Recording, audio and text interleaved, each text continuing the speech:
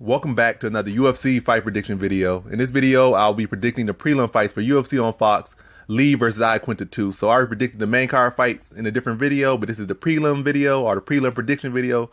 So without further ado, let's get to the first prediction of the night, our first fight of the card, our first prelim, all of that good stuff. So in our first fight, we have in the heavyweight division, Chris De La Rocha versus Juan Adams. Or Juan Adams, whatever case. You got a 26-year-old big black caveman versus a Mexican with a big head and Chris De La Rocha. Chris De La Rocha is like 39. That's all he's ever going to be. He's going to be a big brawler. He's going to rely on that chin. He's going to swing big shots.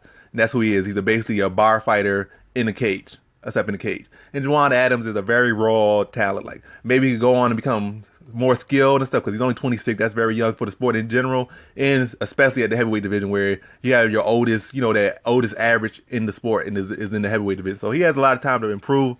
You don't want to rely on too much on your time. Say, I'm gonna get better when I'm 32 or 33, but still, John Adams is still very young for this thing, and he can at least turn his career around and change his stuff and add different tools and stuff. Whereas Chris De La Rocha, at 39, nothing's really gonna change about him. He's not gonna turn into some leg kick specialist, some head kick specialist, good body kick or nothing. He's not gonna turn into no jiu-jitsu specialist. He's not gonna turn into no boxer. He's gonna be a bar fighter till he retires, or till somebody retires him.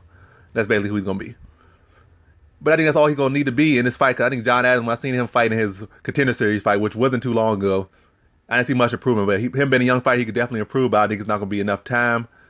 But yeah, I saw like his punches, like he has power, but it's like he doesn't know how to really use that power. Like he just throws punches out there just by being like 265, 266. The power's already going to be there. But instead of laying guys out, it's like his punches, like he just throwing them with his arms. He's not really even like planning or really. He's just sticking his arms out there and like still hurting people, not dropping people. Unless he get on top of you, then he can knock you out. But when he's standing, his power is really not even there.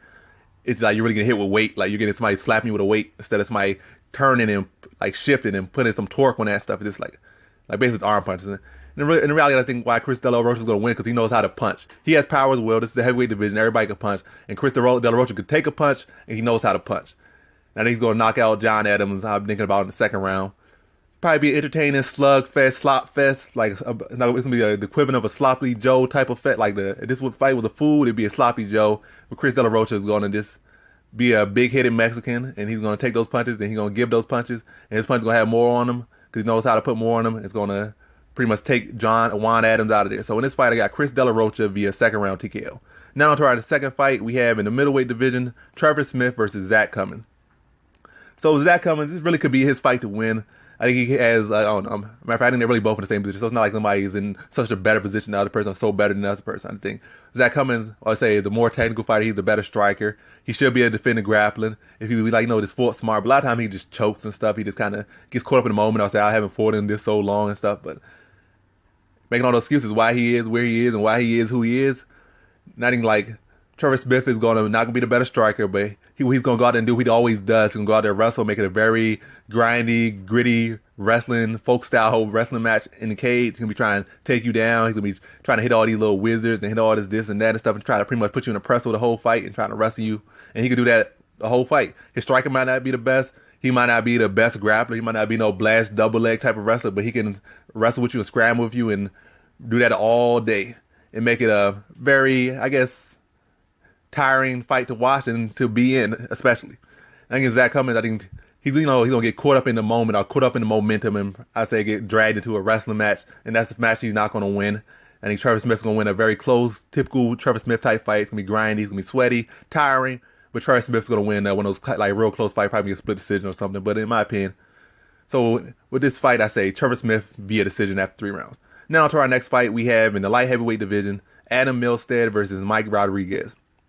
And Adam Milstead, I believe he's supposed to be a wrestler, or he is supposed to be a wrestler. I think he got the whole Team USA or USA wrestling stamp somewhere on his body. Came in supposed to be a wrestler. But he kind of come in as one of those old school, not even old school, but like those throwback a bit. But I guess that is old school type of wrestlers. Like they come in, they supposed to be wrestlers, but then they just start biting down their mouthpieces and start swinging and forget they are wrestlers. Like I haven't really seen any impressive wrestling from him, whether it be offensive or defensive. But like he just more sort of slugfest, and his technique's not that good. It made me be better than some other people. He could put weight behind his punches, but the technique really not smooth. He could throw an elbow in this, but it's like not smooth. It's like it's really just very raw. And he hasn't really cleaned up his technique on anything he's done. He's a good size, was a good heavyweight, prospect based off his age and his build and his willingness to, I guess, compete and stuff. but I haven't really seen too much improvement from him, and like I haven't seen impressive wrestling from him. I think against Mike Rodriguez is more athletic. He's explosive. He got those flying knees. He has more arsenal to his strike. You can see the more technical, like he's more technical with his striking. And if Adam Milstead really doesn't work on his wrestling and then goes into a striking match with Mike Rodriguez, he's gonna get knocked out. I think that's gonna be the case. He's let his wrestling get so rusty, or he just let it lay dormant, that it's gonna be more of a striking match. And if he does try to wrestle, it's gonna be sloppy. It's gonna be off. It's not gonna be as sharp as it needs to be. It's gonna allow Mike Rodriguez to have a striking matchup, and that's a fight I don't see Adam Milstead winning. I see Mike Rodriguez just piecing him up and taking him out. And I'm gonna say this will be in the third round. So in this fight, I got Mike Rodriguez via third round TKO. Now on to our next fight we have in the women's flyweight division, Jessica Rose Clark versus Andrea Lee, the one who was in that domestic violence case with her crazy boyfriend, neo-Nazi dude. But whatever case is. Jessica Rose Clark, she's a very solid fighter, especially for the women's division. She's like savvy on the ground, okay striking, and she has solid enough fight IQ for the skills that she has. But against Andrea Lee, I think it's just more talent. She's a longer fighter. She might not be the better wrestler, grappler, but I think overall she's the better grappler. Like I'm saying, like as far as getting securing the takedown, but as far as when you get to the ground and the grappling and all that stuff, I think Andrea Lee is still the better grappler. On the feet, she still has good hips to defend those takedowns. Then on the feet, I just think she's on a different tier. She has that real well credentials back on her strike, and I think she can just pick her apart on the feet. And when Jessica Clark gets to those takedowns, it's gonna be she had to come through a hellstorm of punches, or she had to come through that rain, she had to come through that storm just to get there. And she's gonna be able to defend those takedowns if she wants to, or maybe she can engage. She's gonna be the one dictating what's happening in the fight because she has the range, she has the technique. It's not like she's some striker who doesn't grapple. She can grapple, she can strike, she has the range. I think she's just the more skilled fighter. I think she's gonna be piece her up. I don't think it's gonna be like a super dominant victory, but I think it'll be a clear-cut decision where Andrea Lee is just dictating the fight wherever it goes. Like I said, she has the footwork, she has the technique. I think she's more skilled fighter. She has the range, she knows how to use it, and she's not somebody that just doesn't know how to grapple. She knows how to grapple. It's gonna be a pretty good fight, but Andrea Lee's gonna be leading the whole way. So in this fight, I got Andrea Lee via decision. Then on to our next fight, we have in the featherweight division, Dan Ige versus Jordan Griffin. So looking at Jordan Griffin, long dude for the weight class, I think like 5'10", 5'11", maybe 6 feet at 145. Now I think like 5'10" at 145. So still pretty long and lanky for the weight class. Very good with grappling. He's like, he will take the opportunity if submission presents itself, or he'll make it present itself. Okay striking. But versus Dan Ige, I think Dan Ige has fought better competition, and he's somebody who, his weakness is not grappling at all. He can hold himself in grappling. He's there. He's not like one of the bigger fighters, but still I think more so than anything about these fighters, I think it's going to come down to the experience. I think Dan Ige has fought the better competition, has proved his skills against better competition. I think he'll use that fight IQ to beat Jordan Griffin. Jordan Griffin will be game, but Ige will just have that experience just to get it the better of him in certain situations, and just use his veteran experience to look at his clock, look at the time, know what to do when in certain situations when things call for them.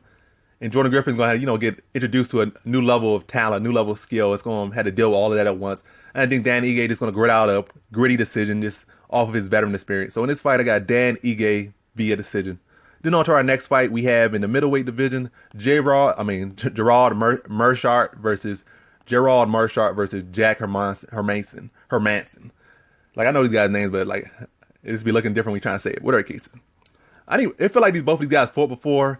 It also feels like they're pretty much in the same boat. It's like they're not really contenders. They're not really people in the division like you really see is even in the picture for the title. Like, not in the top 15, not like waiting outside the top 15. Like, they're waiting out of the top 15, but they're not really waiting outside the top 15. Like, one win and I can fight somebody for the top 15. Like, they're kind of the rebound fighters when you kind of come off a loss, or maybe you're coming up there to fight. You see this to say, if you could beat these guys, then you're good and you're ready for the top to fight somebody to get in the top 15. Like, you gotta fight them just to fight somebody to get in the top 15. That's what it feels like. They do have some good wins here and there that kind of say otherwise, but it feels like that's the type of fighters that they are. Both guys pretty savvy everywhere. Jack Hermanson has very daily daily ground and pound, like very heavy top pressure when he gets you down and hard to get out from underneath him. Jamer Meerschaert, very opportunistic with the submissions, has some heavy hands. And he's also savvy on the ground. And I think that's what's going to come down. I think Meerschaert can definitely handle his own with Hermanson's grappling. I think he's going to avoid getting underneath him in the grappling. And I think on the feet, I think he has the heavier hands. He's the better striker. And I think he's just the more game opponent currently. Even though Hermanson just got that good win over Tails Latest. I think Tails Latest was more so this Tails Latest kind of fatigue. He kind of just gasses out when things don't go his way. and that's more so that. But I think Mershard is the more composed fighter. He has the heavy hand, and the grappling just even enough that the person who has that one edge will allow them to dictate the pace of the fight. I think Gerard Mershard has that. So I don't think it's going to be a finish or nothing. Or a finish is very possible in this fight, but I'm not going to go with the finish in this fight. I'm just going to be a decision. So in this fight, I got Gerard Mershard via decision. Now on to our next fight. We have in the lightweight division, Jared Gordon versus Joaquim Silva. Not too impressed with either fighter necessarily. And actually looking at Jared Gordon's last fight against what's his name? Carlos Diego Fiera, I'm believing I'm trying to say his name is. He got destroyed, so it kind of made you like kind of look away from him, like maybe he's gonna get he got exposed, he got destroyed, or it looked bad, so I'm gonna go with whoever he's facing next. Joaquim Silva looks good enough to beat him. But they're looking at his stats. They're both like well-rounded guys. They're both, none of them are like slacking in any department in their game. So I think it's not gonna be like a case of Joaquim Silva could take advantage of this, take advantage of that. And Carlos Diego Ferreira is a beast. He's not like, he might not be no top 15, he might not be no super standout fighter when you link up the division, but he's one of those fighters that will definitely wreck you if you matter of fact, even if you don't underestimate him, he can wreck you. But he's like one of those fighters you gotta come up and train and go out there hard for, because he will destroy you if you let him, you sleep on him. And even if not, you don't sleep on him. He's just that type of dude. But whatever case, Ferreira's a beast. All I'm saying. So no shame in getting destroyed, but you definitely won't get destroyed by anybody. But you got destroyed. Just move on and get better. But look at the stats. Joaquim Silva definitely, like I said, well-rounded. I think he's probably the better Brazilian Jiu-Jitsu practitioner, but he doesn't really use it too much yet in the UFC. But I think Jared Gordon's not going to really have to worry about it too much. He'll be sounded to stay composed, and he won't get in this necessarily bad position. Then on the feet, I think that's where it's really led me to Jared Gordon. I think, look at his stat-wise, he just puts on a high volume. And a fight that's so even, it's a fighter that has that volume. And also with that volume, he has that accuracy. So he has a high work rate and a higher accuracy.